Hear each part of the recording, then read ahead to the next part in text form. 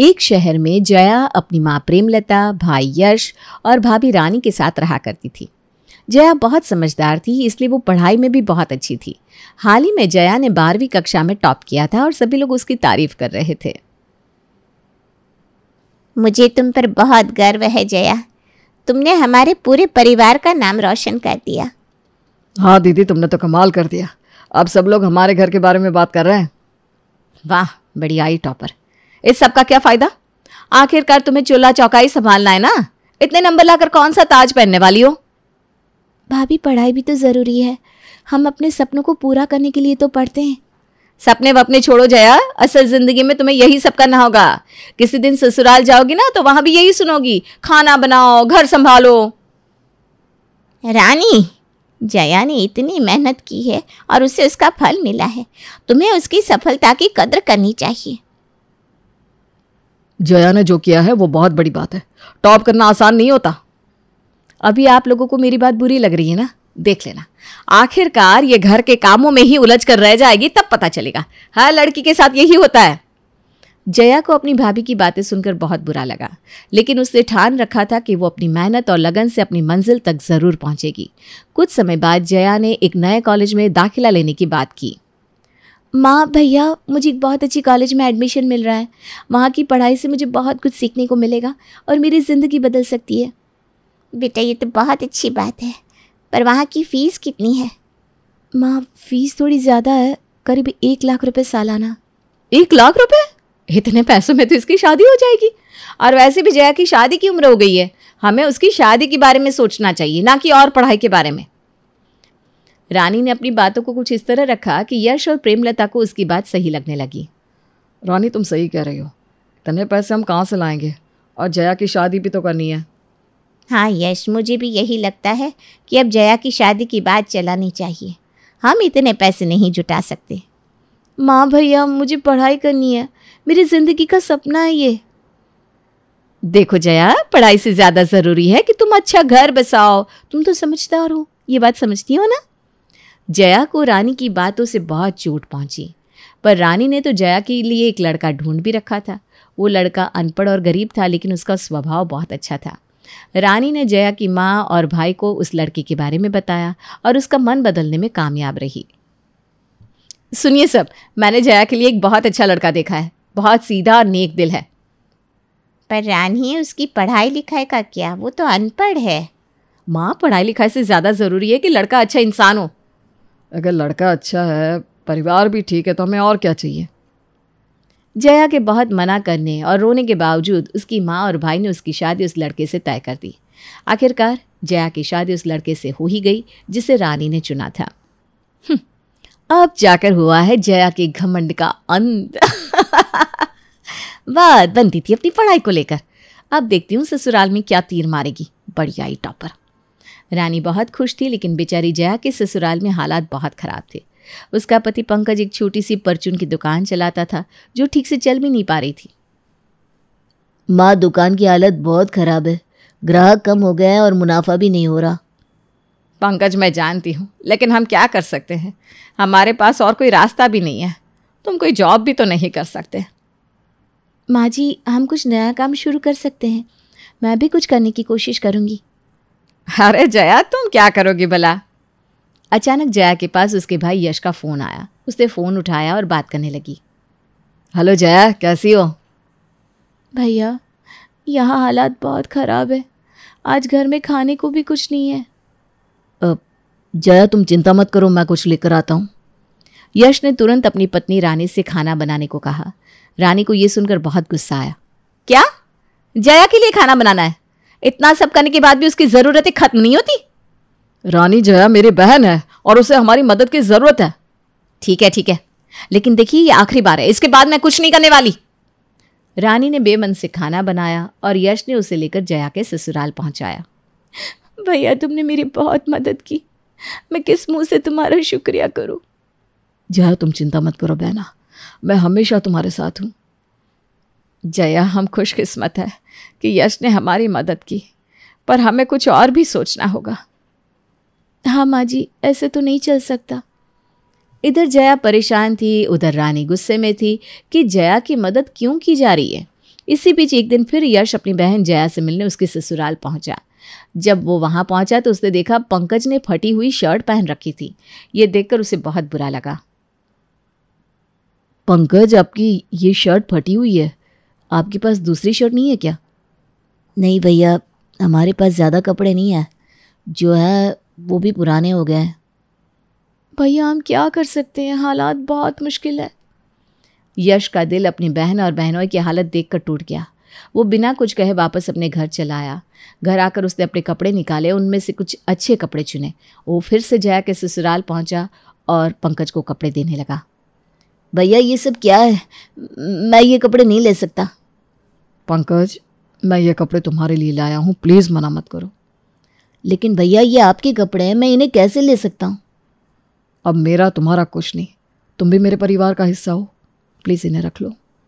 यश ने ज़बरदस्ती पंकज को कपड़े दे दिए, लेकिन जब इन सब की भनक रानी को लगी तो वो गुस्से से लाल हो गई।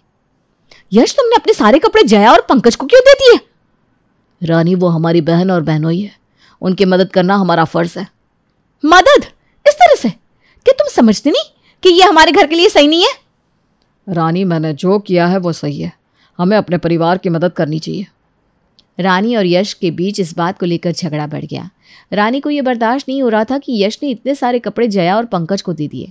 वो तुरंत जया के ससुराल पहुंची और उसने बिना किसी देरी किए जया को ताने देने शुरू कर दिए। वाह जया, तुमने तो नया तरीका ही ढूंढ लिया है, अब भैया के कपड़े भी तुम्हें चाहिए, शर्म नहीं आती तुम्हें? भाभी वो मेरे भाई हैं, उन्होंने खुद कपड़े दिए। हाँ हाँ सब पता है मुझे, अपने पति को मेरे ससुराल की उतरन पहना रही हो, शर्म आनी चाहिए तुम्हें। भाभी हमारे पास ज़्यादा कपड़े नहीं हैं, हमें बस थोड़ी मदद चाहिए थी। मदद? ये मदद नहीं है, ये तुम्हारी आदत बन चुकी है, हर बार कुछ ना कुछ चाहिए होता है। भाभी वो मेरा मायका भी है, मुझे वहां से मदद लेने का हक है। मदद लेने और बोझ बनने में फर्क होता है ननद रानी। आखिरी बार कह रही हूं, मेरे ससुराल की उतरन पहनना बंद करो, अगर फिर से कुछ मांगा ना तो अंजाम बुरा होगा। रानी धमकी देकर चली गई। उनकी सारी बातें पंकज ने सुन ली थी। वो अंदर ही अंदर बहुत दुखी हो गया था। जया, मुझे बहुत बुरा लग रहा है, हमारी हालत की वजह से तुम्हें ये सब सहना पड़ रहा है। मैं एक अच्छा पति नहीं बन सका। अरे पंकज, ऐसा मत कहो, आपने हमेशा अपनी पूरी कोशिश की है। हालात मुश्किल है, लेकिन हमें मिलकर इनसे लड़ना होगा। मुझे लगता है मेरी गरीबी की वजह से ही रानी भाभी तुम्हें इतना कुछ कह रही है। मैं अपने आप को दोषी मानता हूँ। पंकज, आप चिंता न करो, हम मिलकर कुछ ना कुछ हल निकाल लेंगे। अब मैं अपने घर के हालात सुधारने की पूरी कोशिश करूँगा। पंकज ने अपने घर के हालात सुधारने के लिए अपनी किराना की दुकान में अधिक समय देना शुरू कर दिया। वो सुबह से रात तक काम करता, लेकिन दुकान की आमदनी में कोई खास फर्क नहीं पड़ा। आर्थिक स्थिति ज्यों की त्यों बनी रही। जया, मैंने हर संभव कोशिश की है, दुकान में अधिक समय देकर भी कुछ नहीं बदल रहा। हमें कुछ और सोचना पड़ेगा। पंकज, मैं मानती हूँ कि आप बहुत मेहनत कर रहे हो। सब्र रखो बेटा, सब ठीक हो जाएगा। पंकज ने नौकरी ढूंढने की भी कोशिश की। वो हर जगह गया, हर दरवाज़ा खटखटाया, लेकिन उसे कहीं भी नौकरी नहीं मिली। हर बार उसे निराशा ही हाथ लगी। जया, मुझे कहीं भी नौकरी नहीं मिल रही, हर जगह से मना कर दिया गया, मैं क्या करूं? हमारे पास कोई रास्ता नहीं बचा है। पंकज, हमें हार नहीं माननी चाहिए, कोई ना कोई रास्ता ज़रूर निकलेगा। अंत में पंकज बहुत दुखी हो गया। उसे लगा कि उसकी सारी मेहनत बेकार जा रही है और वो अपनी पत्नी और परिवार के लिए कुछ नहीं कर पा रहा है। जया, मैं बहुत थक गया हूँ, हर संभव कोशिश करने के बाद भी हम इस हालात से निकल ही नहीं पा रहे। जया ने पंकज को सांत्वना दी और फिर उसने एक नया रास्ता सोचा। उसने पंकज से अपनी पढ़ाई की बात करी। पंकज, मुझे एक बात बतानी है। मैं स्कूल में टॉपर थी, अगर मुझे पढ़ाई करने का मौका मिले तो मैं बैचलर डिग्री लेकर नौकरी कर सकती हूँ। जया, ये तो बहुत अच्छा विचार है, लेकिन पढ़ाई के लिए पैसे कहाँ से आएंगे? हमारे पास तो इतने पैसे भी नहीं कि हम अपने रोज़मर्रा के खर्चे पूरे कर सकें। पंकज, मैं सरकारी एंट्रेंस एग्ज़ाम दूंगी और सरकारी कॉलेज में पढ़ाई करूंगी। वहाँ फ़ीस भी बहुत कम होती है, इसलिए मैं अपने भैया से उधार ले लूँगी। उधार इसलिए ताकि उन पर कोई एहसान ना रहे और भाभी को भी बुरा ना लगे। पंकज ने जया की बात पर विचार किया। उसे ये सोचकर थोड़ी राहत मिली कि जया की पढ़ाई से शायद उनकी आर्थिक स्थिति सुधर सके। जया, तुम सही कह रही हो। अगर तुम सरकारी कॉलेज में पढ़ाई करोगी तो हमें ज़्यादा पैसे खर्च नहीं करने पड़ेंगे और भैया से उधार लेने की बात भी सही है। हाँ पंकज, मैं पूरी मेहनत से पढ़ाई करूँगी और एक अच्छी नौकरी पाने की कोशिश करूँगी। हमें बस थोड़ा समय देना होगा और एक दूसरे का साथ देना होगा। पंकज और जया ने इस निर्णय पर सहमति जताई। जया ने अपने भाई से उधार लेने का फैसला किया और पढ़ाई के लिए तैयारी शुरू कर दी। जया ने कड़ी मेहनत के साथ सरकारी एंट्रेंस एग्जाम पास कर लिया। उसने अपनी पढ़ाई शुरू कर दी और हर दिन कॉलेज जाने लगी। ये खबर जब रानी के कानों तक पहुंची तो वो उससे मिलने आई। वाह जया, अब तो तुम बड़ी स्टूडेंट बन गई हो। लगता है पढ़ाई का शौक अभी तक गया नहीं है। हाँ भाभी, मैंने सरकारी कॉलेज में एडमिशन लिया है। बस अपने घर के हालात सुधारने के लिए ये सब कर रही हूँ। सरकारी कॉलेज? हाँ, जानती हूँ, वहाँ तो कोई भी जा सकता है। लेकिन सच कहूँ, तुम्हारी पढ़ाई से कुछ नहीं होने वाला। आखिरकार तुम्हें घर का काम ही करना है। भाभी, मुझे बस एक मौका चाहिए। मैं मेहनत करूँगी और अच्छी नौकरी पाने की कोशिश करूँगी। अरे छोड़ो भी, तुम जैसी लड़कियों का काम है सिर्फ घर संभालना। ये पढ़ाई लिखाई तुम्हारे बस की बात नहीं है। भाभी, आपकी ताने मुझे और मजबूत बनाते हैं। मैं आपकी इज्जत करती हूँ और आपके आशीर्वाद से मैं सफल होकर दिखाऊंगी। रानी की तीखी बातों के बावजूद जया ने धैर्य और सम्मान बनाए रखा। ये देखकर रानी पैर पटकती वहां से चली गई। समय गुजरा और जया ने अपनी पढ़ाई पूरी कर ली और जल्द ही उसे टैक्स विभाग में नौकरी मिल गई। उसकी मेहनत और लगन ने आखिरकार रंग लाया और उसके घर की आर्थिक स्थिति में धीरे धीरे सुधार होने लगा। जया, तुम्हारी नौकरी से हमारे घर की हालत कितनी सुधर गई है। अब हमें किसी चीज़ की चिंता नहीं करनी पड़ती।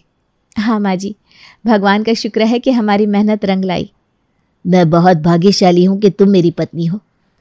जया ने अपनी नौकरी से पहली तनख्वाह मिलने के बाद अपने भाई का उधार भी चुकाया। भैया, ये लीजिए आपके पैसे। आपने जिस समय मेरी मदद की वो मैं कभी नहीं भूल सकती। ये मिठाई आपके लिए। जया, तुमने ये सब बहुत जल्दी हासिल कर लिया। मुझे तुम पर नाज है बहना। रानी, जो अब भी जया से जलन रखती थी, इस मौके पर भी ताने मारने से पीछे नहीं हटी। बड़ी आई उधार चुकाने वाली। अब नौकरी मिल रही है तो ये सब दिखावा कर रही है, लेकिन याद रखना ये सब हमारे बिना मुमकिन नहीं था। भाभी, मैंने कभी आपकी मदद को नहीं भुलाया। मैंने अपनी मेहनत से सब पाया है और आपका उधार भी चुका दिया है। हाँ, अब तो तुम बड़ी अफसर बन गई हो। लेकिन ये मत भूलो, तुम्हें ये नौकरी मेरे और तुम्हारे भाई की वजह से मिली है। अरे चुप भी हो जा, जब देखो तब ऐसी कड़वी बातें करती रहती है। पंकज और जया अब एक अच्छी जिंदगी जी रहे थे। उनके घर की आर्थिक स्थिति सुधर चुकी थी और वे दोनों खुशहाल थे। एक दिन जया और पंकज ने यश से मिलने और परिवार को कुछ गिफ्ट्स देने का निर्णय लिया। जया, चलो भैया और भाभी से मिलने चलते हैं। बहुत दिन हो गए ना उनसे मिले। ठीक है पंकज, मैं उनके लिए कुछ गिफ्ट्स भी ले लूँगी। दोनों यश के घर पहुंचे, लेकिन यश घर पर नहीं था। रानी और प्रेमलता ही थे। प्रेमलता ने अपनी बेटी और दामाद को देखकर खुशी से उनका स्वागत किया। जया, पंकज, आओ बैठो। कितने दिनों बाद मिल रहे हो। बहुत अच्छा लग रहा है तुम दोनों को देखकर। माँ, हम आपके लिए और भैया भाभी के लिए कुछ गिफ्ट्स लाए हैं। जया ने गिफ्ट्स निकालकर रानी और प्रेमलता को दिए। प्रेमलता खुश होकर गिफ्ट्स देखने लगी, लेकिन रानी बोली, गिफ्ट्स लाकर क्या दिखाना चाह रही हो जया? नया नया पैसा आया है तो हमें दिखाने आई हो? हमारे पास तुमसे 100 गुना ज्यादा है। भाभी, ऐसा कुछ नहीं है। हमने सिर्फ आप सबके लिए कुछ लाने का सोचा बस। रानी, ऐसा मत बोलो। जया और पंकज ने हमारी खुशी के लिए ये सब किया है। वो लोग गिफ्ट्स देकर वापस आ गए। फिर एक दिन जया को अपनी जॉब के दौरान पता चला कि उसे एक जगह रेड करने जाना है जहां बहुत सारा काला धन होने की उम्मीद है। वो टैक्स ऑफिसर और पुलिस को लेकर निकल पड़ती है, लेकिन जब गाड़ी उसके मायके पर जाकर रुकती है तो वो हैरान रह जाती है। गाड़ी यहाँ क्यों रोक दी? यही एड्रेस है मैम। ओह अच्छा, ठीक है। मैडम, हमें अंदर जाने की अनुमति दे। हाँ चलिए। जया ने दिल पर पत्थर रखा और गाड़ी से उतरकर अपने मायके में रेड करने पहुंची। जया, तुम यहाँ क्या कर रही हो?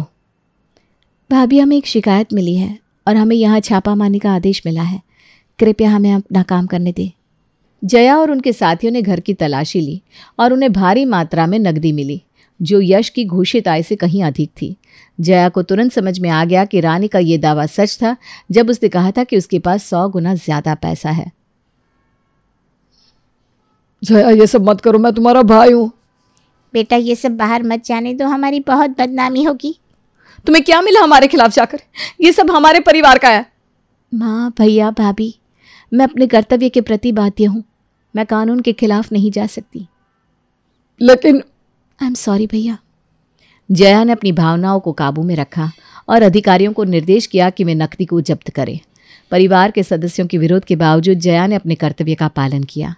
हालांकि रानी और यश ने जया को समझाने की कोशिश की, लेकिन जया अपनी बात पर अड़ी रही। जया, ये सब बंद करो, हम तुम्हारा परिवार है, हमें बचाने की कोशिश करो। जया, मैं मानती हूँ कि मैंने तुम्हारे साथ बुरा बर्ताव किया, मैं माफ़ी मांगती हूँ, प्लीज़ हमें माफ़ कर दो, पर ये सब बंद करो। भैया भाभी, मैं ये सब गुस्से में नहीं कर रही हूँ, ये ऊपर से आदेश है, मुझे अपना फ़र्ज़ निभाना ही होगा। रानी ने जया को बहुत रोका, उसकी आंखों में आंसू थे। जया प्लीज़ एक बार और सोच लो, हम तुम्हारे अपने हैं। जया ने गहरी सांस ली और अपनी आंखों के आंसू पोंछे। भाभी, बस एक बात कहना चाहूँगी, जिसे आप अपने ससुराल की उतरन कह रही थी, वो वास्तव में आपके ससुराल का काला धन था। जया ने पुलिस को इशारा किया और उन्होंने यश को जांच के लिए हिरासत में ले लिया। यश और रानी की आंखों में निराशा थी, लेकिन जया ने अपने काम से बेईमानी नहीं की। यश, ये आपको हमारे साथ चलना होगा, ये जांच का हिस्सा है। जया प्लीज़ इन्हें रोक लो। भाभी प्लीज़ मुझे अपना काम करने दे। जाने दे रानी, गलत काम का नतीजा गलत ही होता है। यश को पुलिस ले गई और जया ने एक आखिरी नज़र अपने परिवार पर डाली। उसने अपनी जिम्मेदारी निभाई थी, लेकिन उसके दिल में एक भारी बोझ था। वो जानती थी कि उसने सही किया, लेकिन परिवार के दर्द को देखकर उसका दिल टूट गया था।